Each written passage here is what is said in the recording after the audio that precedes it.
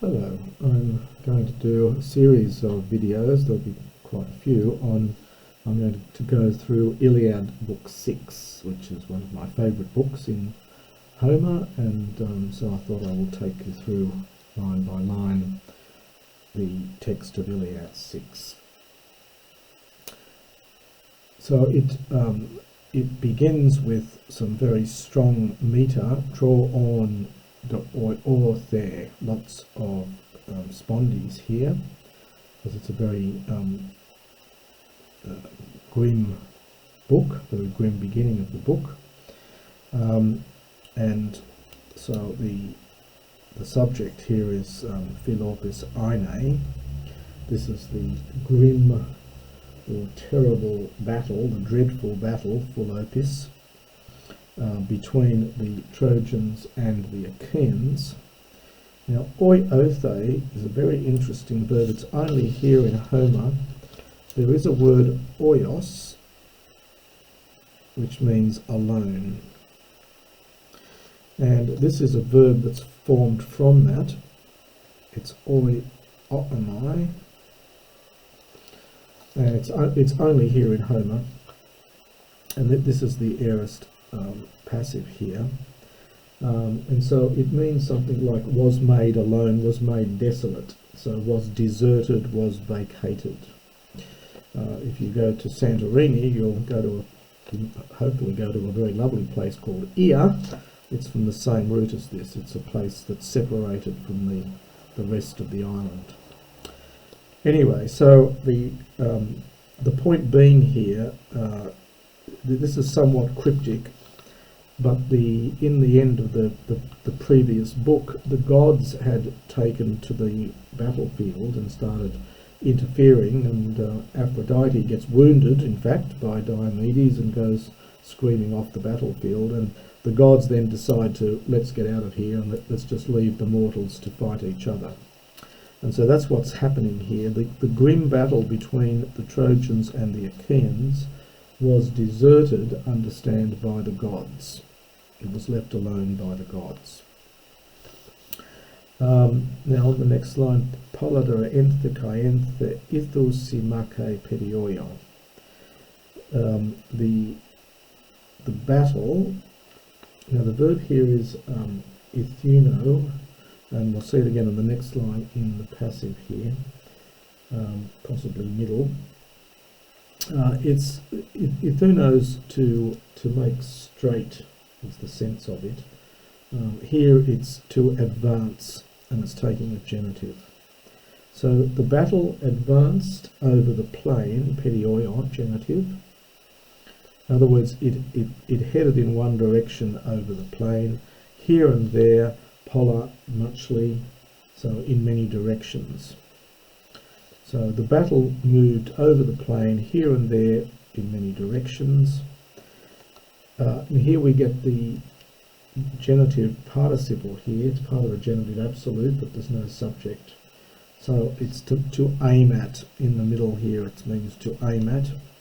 So they were aimed at one another, or they aimed at one another. They're calcarea dura. Now, dura is literally woods, but it's here used for the wood handle, which is of the spear. We translate it as spear. Greek often does this. It will use the word for wood to refer to a ship, because ships were made of wood, or here it's referring to the handles of the spears made of wood. You just translate it as spears. And calc area is fitted with bronze. The air root is from that R root as you get in arisco, to fit. So putting it together then, as they directed their spears tipped with bronze at one another, mes angus, between, and the own is genitive plural, between the streams of Simois and Xanthus. Now the next section is often rather ghastly name given to it. They call it the catalogue of killings, and there are other books in Homer, especially in the Iliad, which begin with severe fighting between various characters, sometimes one, sometimes more than one. And then after that, some other story is told, and that's what's going to happen here. So the book begins with this catalogue of killings, which can be quite grim, but this is, after all, the Iliad. So, firstly, Ajax first, Telamonian Ajax, the Herkos. Herkos can mean a fence. It's a defence. So a defence of the Achaeans, one who protects the Achaeans, who acts like a fence. Rexe is from regnumi.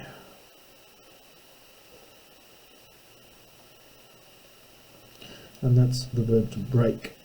So he smashed the phalanx of the Trojans, and Ethaiken from Tithami, he gave Phos. This is in later Greek you get Phos, of course. This is the uncontracted form.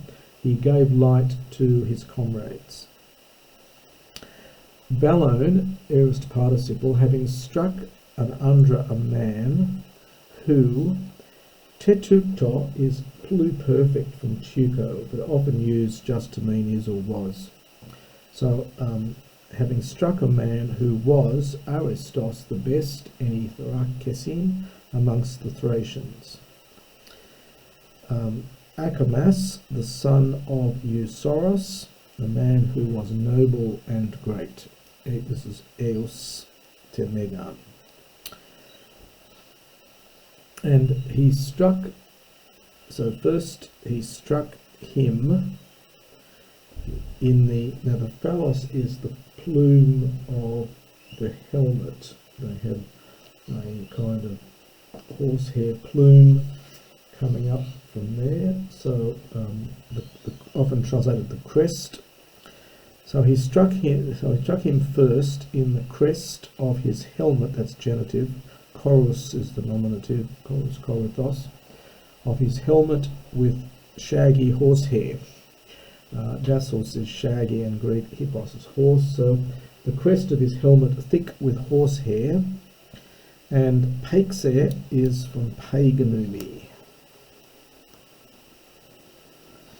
to fix, so it's stuck. It's stuck in his forehead, the metopo.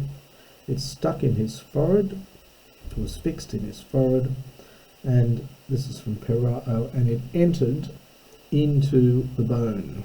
It's rather grotesque. And what did all that? There's the subject, the aikme kalke, the bronze spearhead stuck in his forehead and pierced into the bone. And skotos is the subject, darkness.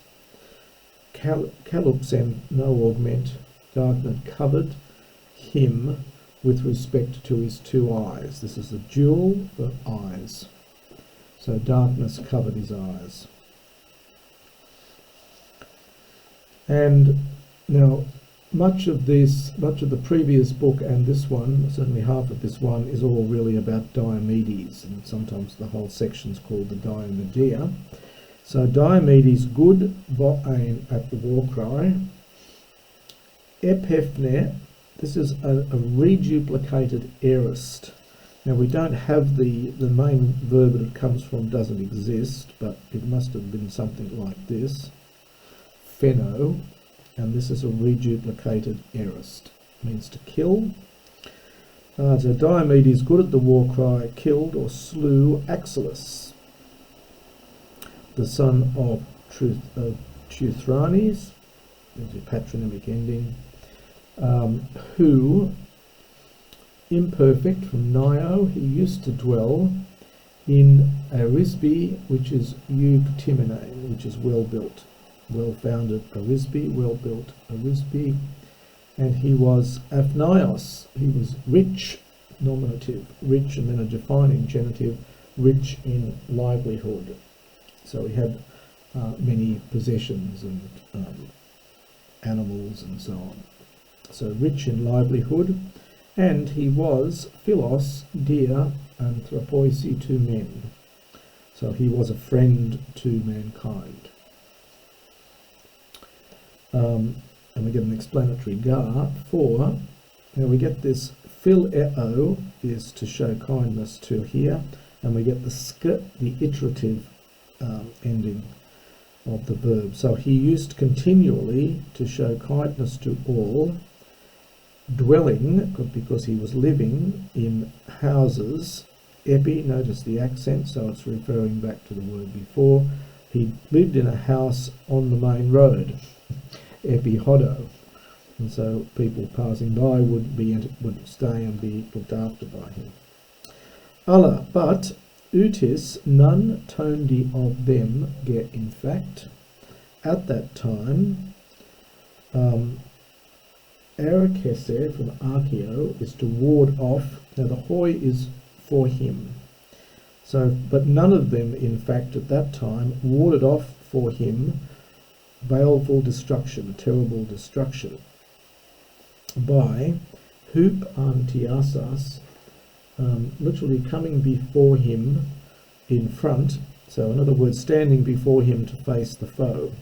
So, no one standing in front of him warded off for him baleful destruction, but Epera, this is the subject of this again, is Diomedes back here, but Diomedes removed the soul, ampho, from two of them, and that's explained in the next bit. Both he, that's this Axylus, and his servant Kalesios, which is a nice name for someone who was so friendly, because Kalesios means the inviter, the one who invites you in. So it's in harmony with his master's hospitality. Who, esken, is iterative from Amy. So this is common in Homer. Esken is from Amy. It's the iterative form. Who used to be the Hufaniokos, the charioteer of his horses. And toe, the two of them, both, edutain, dual from Duno, went below the earth, i.e. they went to Hades. The two of them went to Hades. And that's the first section of the book 6.